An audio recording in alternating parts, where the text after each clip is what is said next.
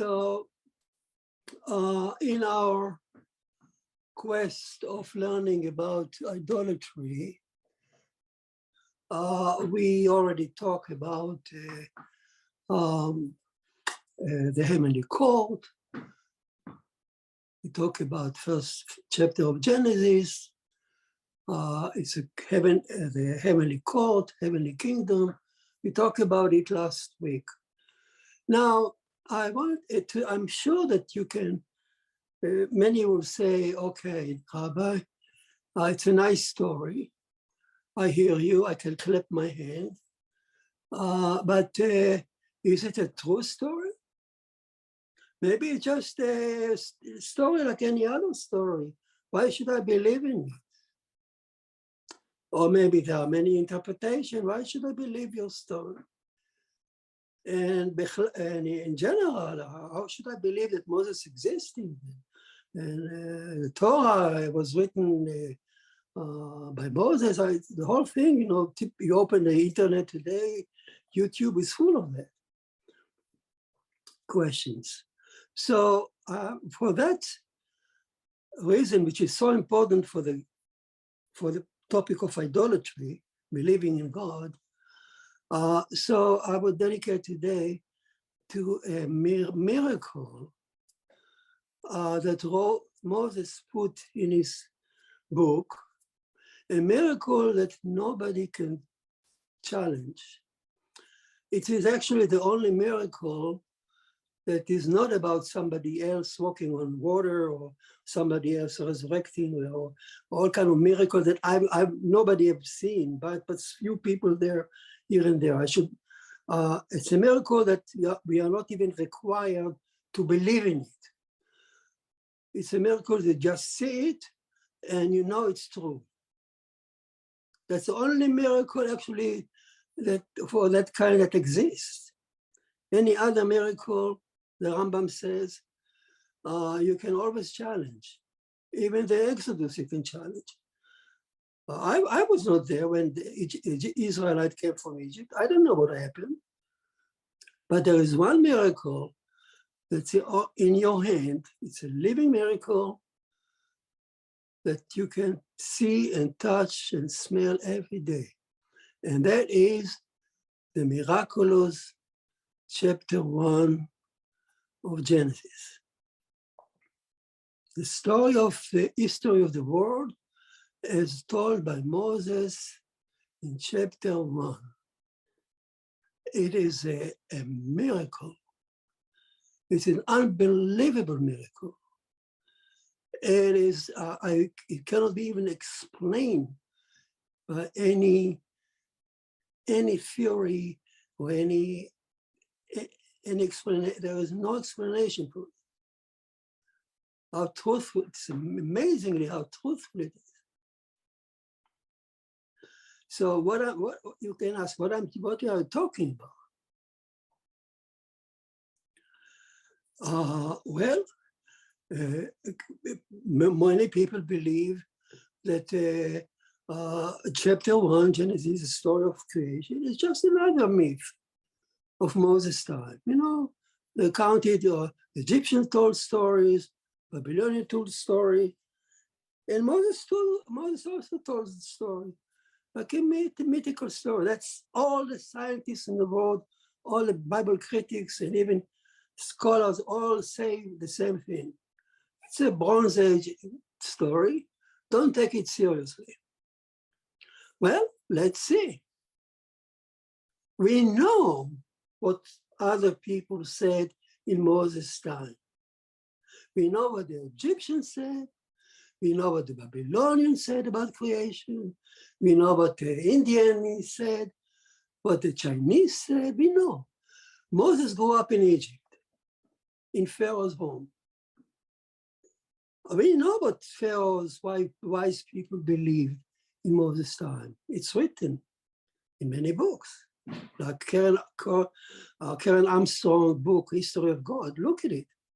It tell you exactly what the Egyptians believe in Moses' time.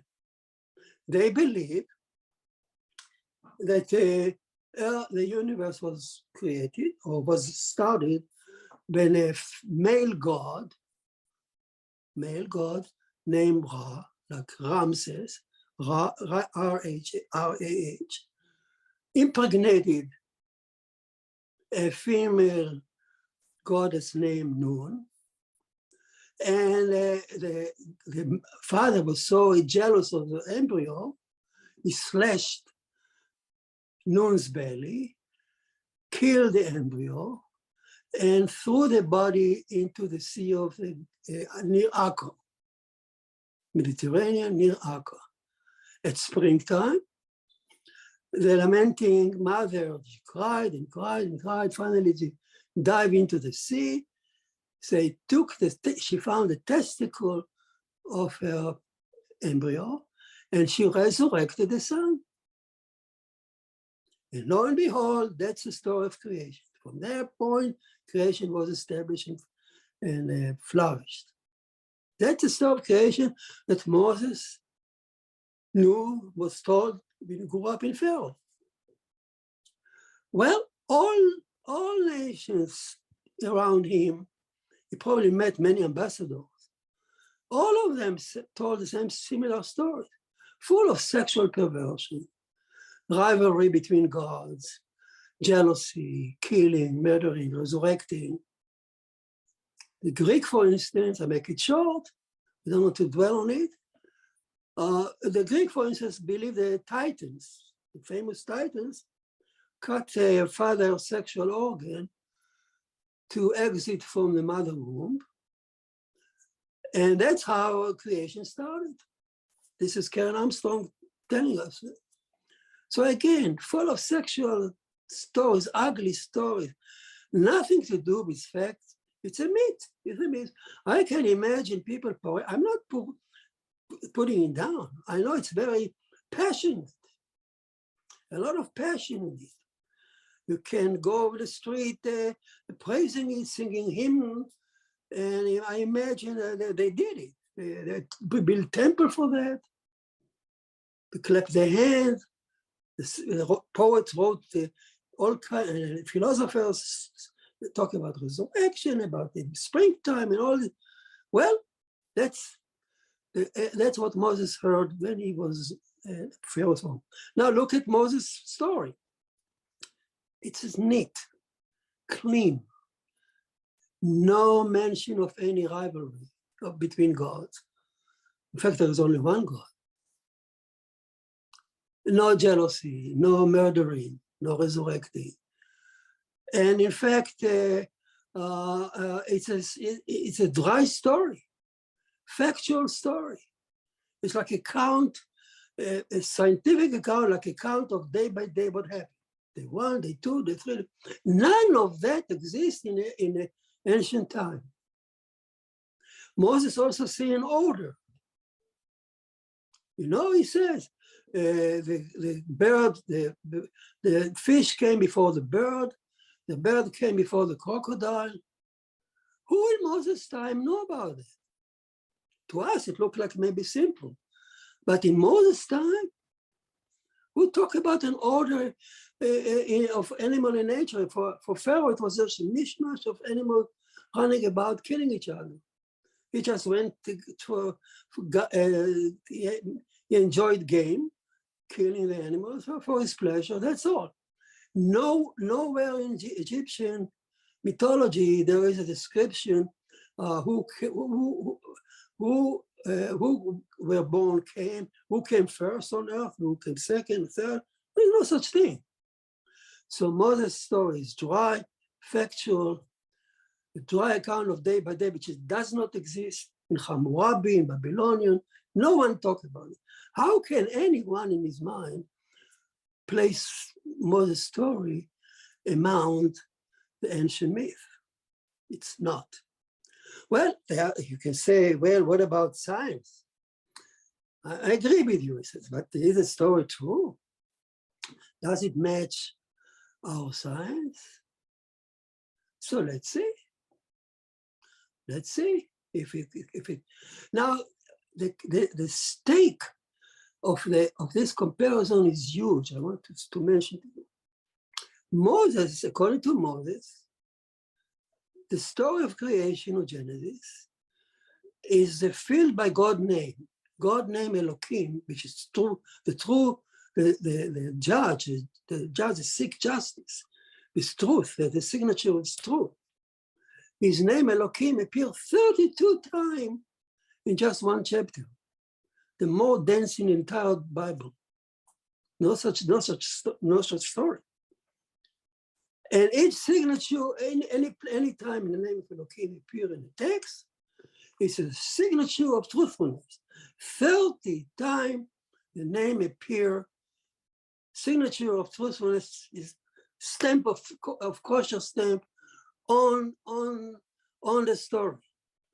I remember the number 32, because in Hebrew, 30 is L, 2 is B, bet, LB is a Hebrew lev, it's a heart.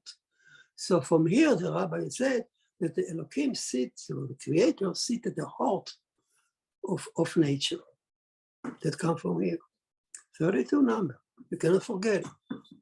But 32 times signature of truthfulness. So if I found that, let's say the stakes that we engaged in, if I found a story not true, I have also discredited not only the chapter, but the Elohim names. And I discredited Moses' entire Bible, Torah, let's say. You don't need to taste more than a spoon. One spoon can tell you if the soup is rotten or not. If chapter 1 is not real, what else is real? The stakes are high. On the other hand, if I have found the chapter truthful, true, credible, let's say by science, wow, that gives Moses a big credit. How could he tell such a true story 3,500 years ago, growing in Pharaoh's home?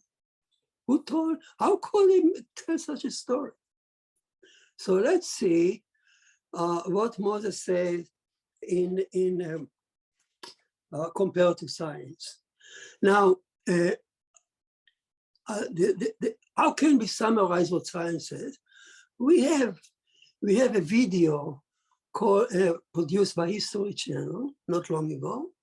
It's called "How the Earth Was Formed." It's a 2 hours video. It's available in any library. Watch it. It's a beautiful video summarizing for us everything that science says, from the Big Bang until today, evolution, everything, the whole story for the last 13.8 billion years, from Big Bang until today. It summarized everything we know from archaeology, geology, astronomy, biology, physics, mathematics, everything. They did it in one big story. And also the brag. At the beginning, they tell you how it started. He says, until now, mankind believe in the Bible. Ha ha ha, it was only 5,000 years ago. Now we're going to tell you a true story. So the video is made under the premise, open premise, that it has nothing to do with the Bible. Fine. Let's see what it says.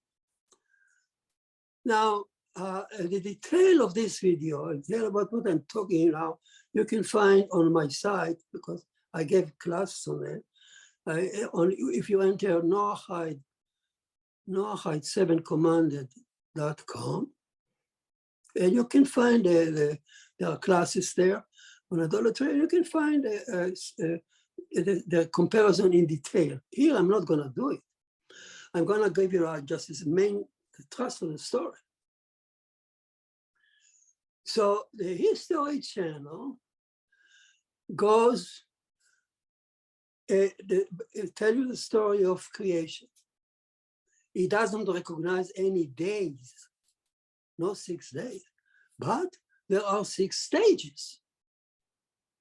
And as I read it and I saw it, I held my head. I said, wow, what they say on the History Channel as stage does match perfectly what Moses said, and he called it a day.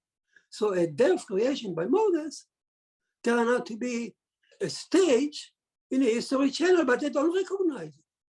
They just tell you the story as they see it. Turn out, wow, it does match. So let's see just the headline of the comparison. And so let's see why it's important, because if the story is true, if the Moses story is true, it's important for the concept of idolatry. Moses' story is true, and he tells you not to worship idols, and he was going to tell you who are the idols and what to do and what not to do. Well, if he's truthful, if he's credible in chapter 1, he's probably credible for the rest of it. His revelation is true, because otherwise, how can he tell us such a true story? So that's why we spend time on it, to see how extraordinarily accurate Moses is. Unbelievable. So, how long is the age of the, how old is the universe? Of course, here come a big disparity on the surface. It's known that the Bible says 5,782 years from beginning. That's what they say, Bible says. Moses says 5,000, only 5,000 years ago, and the universe was done in 1 week. That's how they tell you. Whereas the science says, of course, 13.7 billion years. Nothing to compare. Well, the length of the universe. The rabbi, many years ago, about 1,000 years ago already, wrote down tradition that they received from their master, Kabbalistic master. And they calculated, I have the calculation on my shelf, here on the library. They calculated the length of a day of creation, 1 day of creation, they say, was equal to 2.5 billion years. They came up to the number based on psalm song and the tradition. It's solid traditional calculation. 2.1 billion years on the average of one day times 6, for 6 days, you come up with 12.1 billion years. 12.6, very close to 13. Another tradition that Rabbi Mordechai Kaplan in his book says, or quote, come out with 15 billion years. So we have 2 Kabbalistic numbers, at least 2, one talking about 13, one talking about 15. The average is, well, close, very close to 13.8 that the science says. And a day of creation is not our day. The rabbi recognized long ago. Because the day, at the end of the first day, he says, and it was evening in the morning, day 1. How can you call it day 1 when the sun and moon is already, will not be seen only on day 4? So day 1 cannot be based on the sun and the moon. So day with a capital D is not a day with a small d like our day. A day with capital D of creation is an era, a stage. Oh, that's a long tradition. The church and the general society, I never recognized. But traditionally, that was taught to Jewish boys and girls at schools. I grew up with that, like a natural thing. Don't think that day of creation is our day. No, it's long. And well, Kabbalah says 2.5 billion on the average. But they know it's not our day, it's long day. So our day is not. Let's go on to the comparison. Remember what the science is going to, in short, what the science says, stage. The creation, science recognizes clearly a stage. Moses in Genesis call it a day, stage and a day, perfectly fitting each other. Let's say science says the first day, the first stage. They call it day, the stage. So science says, the History Channel says, look it up and see it, that after the Big Bang, energy was transformed into matter using Einstein formula, entropy decline, and space expanding, galaxy was formed, gases, primitive molecule, water, light, chaos was turned into order, and so forth. And about 4.5 billion years ago, the number should remember the number, 4.5 billion years ago, Earth was seen, planet Earth was seen around the moon, around the sun, with a moon around it, but Earth was hot, covered by streaming lava, chaotic, streaming lava, no life, no atmosphere, just darkness. Hot, they call it hot red planet. This hot red planet really fits what Moses called day one, because Moses mentioned after the beginning, there was light, there was darkness, there was this abyss, deep abyss, which could be space, chaos, which could be lava, streaming. And Moses doesn't mention any life, no trees, nothing, darkness, no sky, no atmosphere. Who told this Moses? 3,500 years ago. So what Moses says, day one, is a red fit, what the science says, red hot planet. Good match. Let's see, let's go on. As we go on, actually the matching would be more apparent. Now, what science says, the second stage, it doesn't recognize the day. Second stage, the History Channel says, Earth was covered by water, by endless rain that took about 300 million years. Endless rain, you will never see, and Earth will never see so much rain, lasting 300 million years nonstop. Where the water came from? So scientists stand on a mountain and he says, you know, some of the water came from above because Earth entered a special region in space full of comets, full of water. So the comet, the water came out from 300, bombarded by so many comets. So he says some of the comet came from above, and then some water came from below because the rock was cooling off and spewed out some CO2 or all kind of gases and water. So the water came much of it from above and off. Of course, he doesn't mention, but he doesn't see himself anything to do according to the Bible. Just say water from the Bible. Lo and behold, and that's called, that stage, science call it water world. The water world. Earth is now covered completely covered by a big ocean, gray ocean. There was no atmosphere, no blue sky. So the water was glue or gray. Some actually refer to it as a gray planet. And a water planet could fit better name.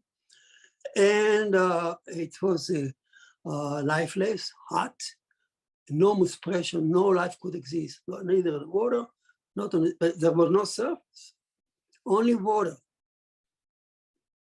call it a water world. What does Moses say? He called that stage day 2. He says, when day 2, Elohim separated the water from above and the water from below. He mentioned two sources of water, from above and below. That's it. No life, no vegetation, nothing. That's it. Can you ask for a better fit, a better match? But what the science says, the water world, Earth was covered with complete ocean. It took 300 million years to form. Moses says Elohim separated water from above and below. That's it. Day 2 is over. Good. So far, good match. First day, good match. Red hot planet, as opposed to, Moses called it day 1. The second day, water world. Then Moses called it day 2. But it's the same story. Oh, let's go now to day 3. It's important to remember the stages, because now when you read the Bible again, it would not be just a story, a mythic, simple story. It's a true story. It's the only story that can be validated by science. Remember that. You can touch it, you can read it, you cannot discredit it. It's a true miracle in your hand. And if Moses tells the truth, you can believe him when he continues to tell you about us, why we are here, what was demanded from us, why God made us, what about the heavenly court, what about the heavenly kingdom. He tells us many more things, but basically he put it in the first. Moses put it right at the front to make sure if you believe, if you validate this story, you're actually talking to us. Only we can do such a validation.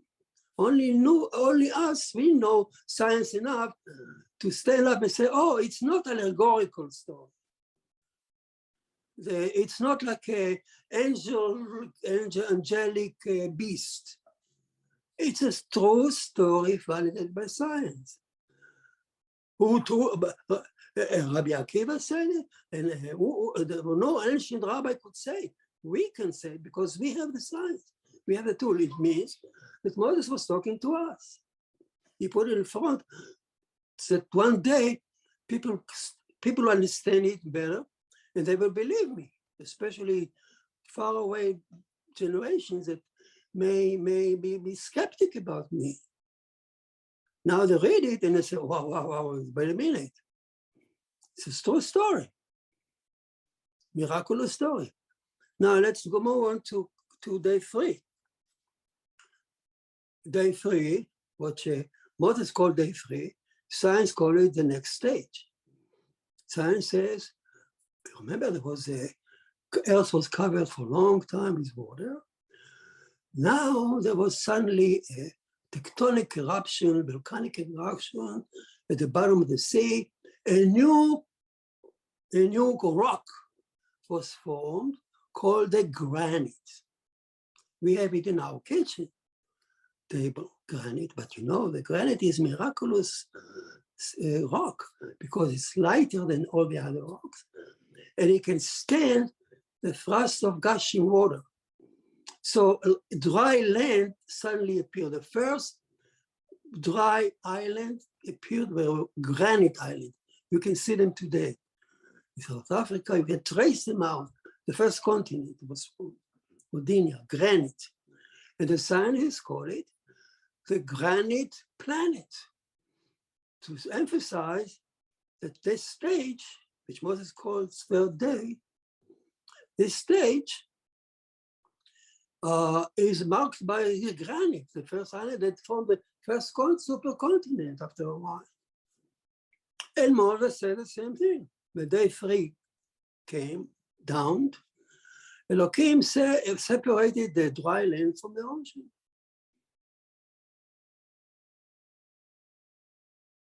And now science says, once they were still on that stage, now the granite island appeared, Earth stood on a big challenge, a big transformation. The first time life will come on board.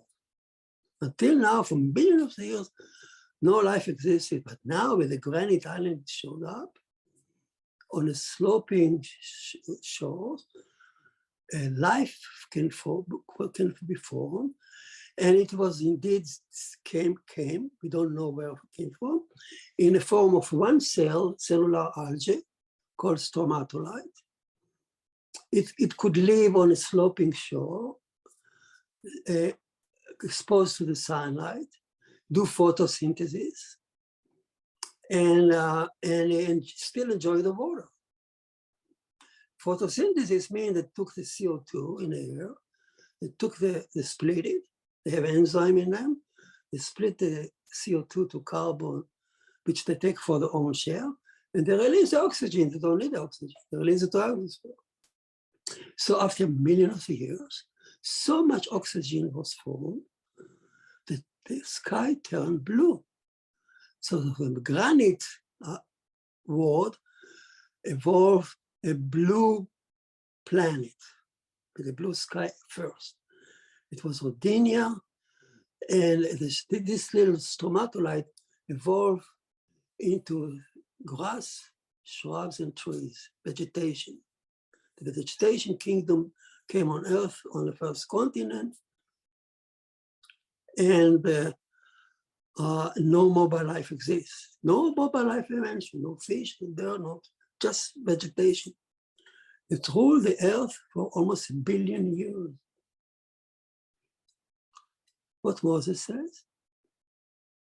That after the separation on the third day, you call it third day, still on the third day, God separated the dry land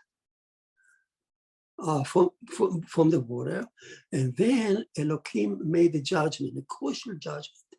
While the day was still going on, he said in the judgment, the earth stood on a crossroad because the judgment was in the middle of the day. Very crucial stuff.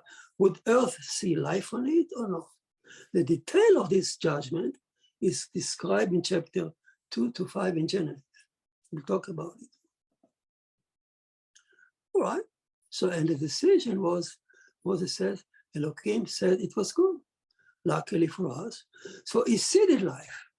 The word seed appeared 4 times in one verse, which means abundant of the trees and shrubs and grass. Actually, the order is mentioned grass, shrubs and trees. And Earth is now called the blue planet. The era that science has ended up is a big catastrophe. After 1 billion years of vegetation ruling Earth, no mobile life, ice age came, a long ice age, devastating ice age that took 60 million years. He killed all the vegetation on Earth. So the third day ended up with a catastrophe. And ice decimated all the vegetation on dry land, leaving only vegetation in the sea. You can say, oh, it is bad, but in fact, the vegetation in the sea had a lot of advantage. We'll see in a minute. Moses said the same, concur completely. He said at the end of that area of the third day, what you call third day, Elohim made a judgment, which means when Elohim make a judgment at the end of the day, it's like a builder come on at the end of the floor and he said, is the floor strong? Is it no good? Can I build another floor on it? So the Elohim act here as a builder, judge and a builder. And those creatures that were not good and didn't fit the plan anymore, he would eliminate. Elohim, he said, there's no mercy. He built the universe sitting on a throne of judgment, there's no mercy. So he give life and he take life away. So it explained, the judgment explained how the ice actually decimated vegetation that was not needed anymore for the plant, but left, Elohim said it was good. So whatever was good in let's say the vegetation and water was left to grow. And it was a big, important step, because now we come to day 4. Day 4 is no creation of any creature.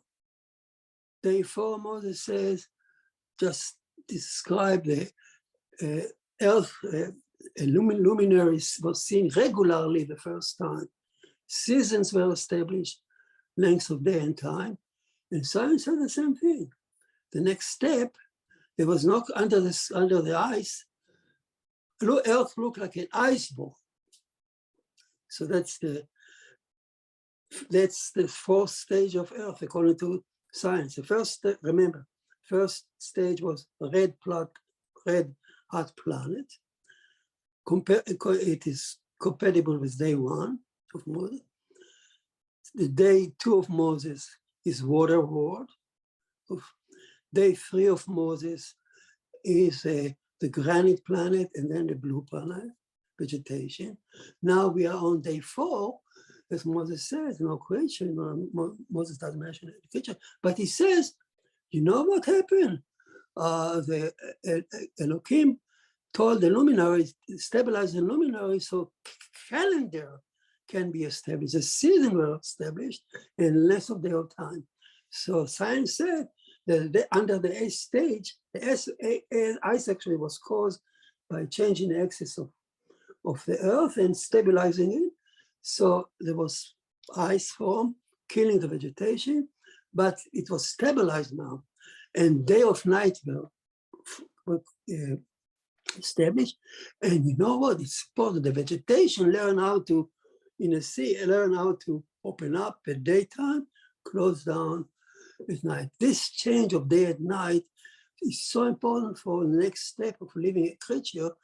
The scientist says because the nervous system need the ability to move from day to night. Without it, nervous system could never develop. So day 4 was important for the next day, day 5, where mobile life will form. First, science says in the sea, the first time, and the ice melted, and life appeared. Now the number 5 stage, 5th stage, according to science. Moses called it 5th day. Science called it day 5. Stage 5. Stage 5 is a formation of appearance of fish to their kind in the water. Mobile life appeared in the water. What explosion of life it was in the water. All kinds of swimming animals. The first eye, the first tooth, the first nose, the first smelling, the ability to kill, the ability to hide, to cheat. All that was evolved. Animal kingdom appeared in the water. At that stage, day 5, in the water. And then slowly the life grew on the shore, and on first vegetation, swamps were created. Now lizards, giant, call it fly, giant insects to the kind, bird first time, and then crocodile, amphibian. So fish to the kind, then flying animal, flying creature, and then amphibian, in that order. And then science said that after millions of years of that swamps, Earth was covered with swamps, and then there was explosion of fire, and everything was decimated, apart from few animals that survived. Moses said the same thing. Moses said day 5 showed dawn. Elohim created fish to the kind, swam in water. Then he mentioned flying animals. It could be insects to the kind, and birds and lizards flying. Some of these flying lizard could cover 15,000 miles with one trip. The Air Force jets, some of the Air Force jets, fighting jets, were actually built on the shape of those lizards. It's the most sophisticated flying machine ever appeared on Earth on that stage, which science says stage 1. They call it the green. So it was so much covered with swamps and trees, it's called a green planet. Moses called it day 5. And at the end, Moses says everything was decimated because Elohim sat down on the judgment. He said, when he said it was good, he eliminated some animals that were not good, and he left those for the next day. So good match, even that detail.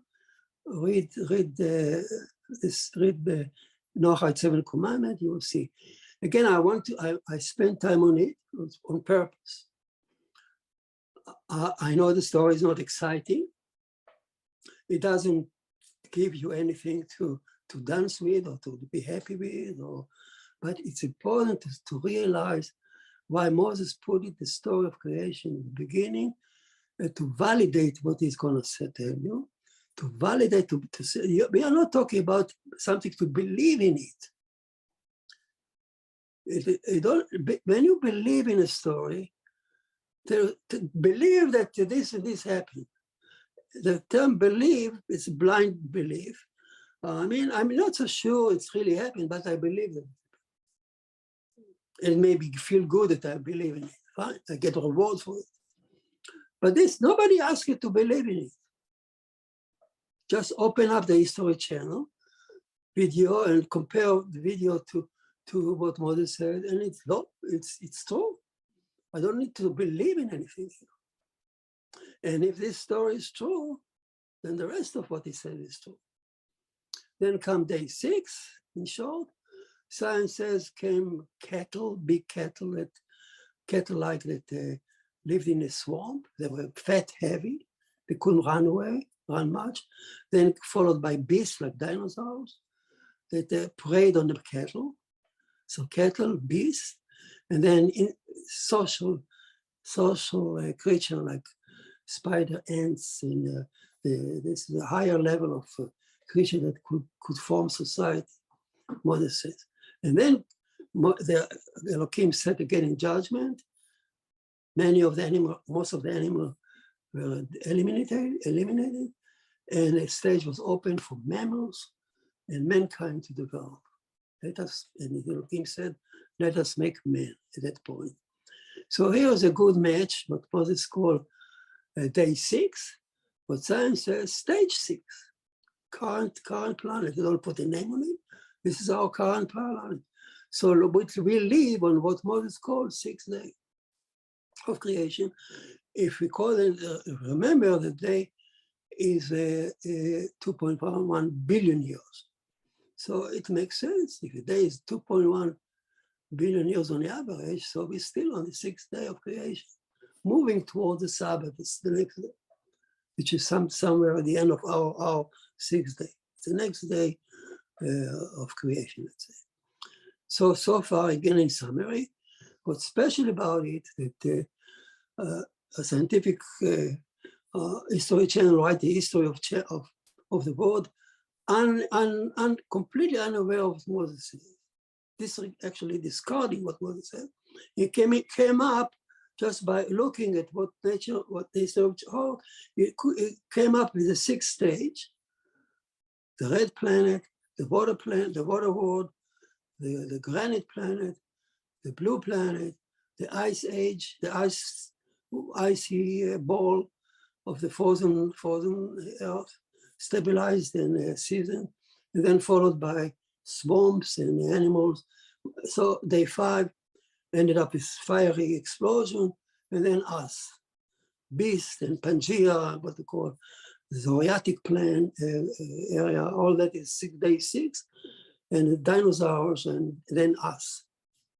There is much more to say about it. I just gave you some of the comparison of Moses, what Moses called day, and what science says stages, and they match like gloves. So if that's so, who told it to Moses? Is there anyone in ancient time, in Moses' time, that could write such a story? Did you see it? Did you travel to Japan and you saw it in the archives? Or Babylon?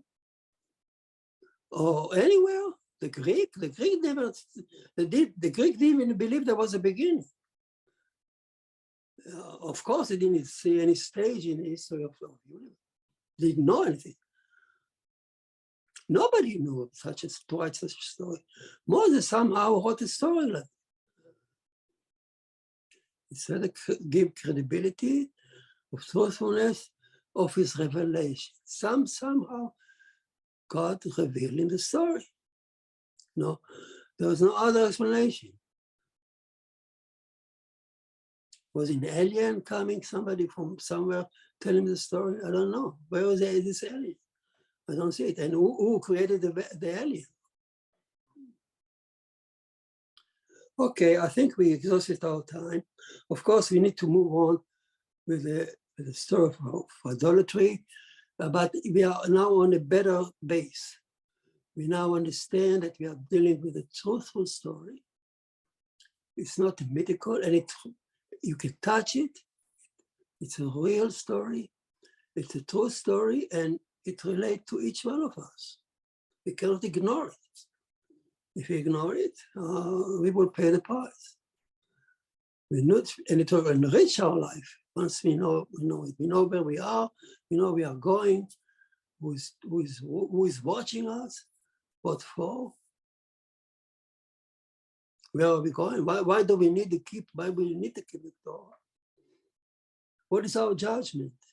That all will come as we continue in chapter 1.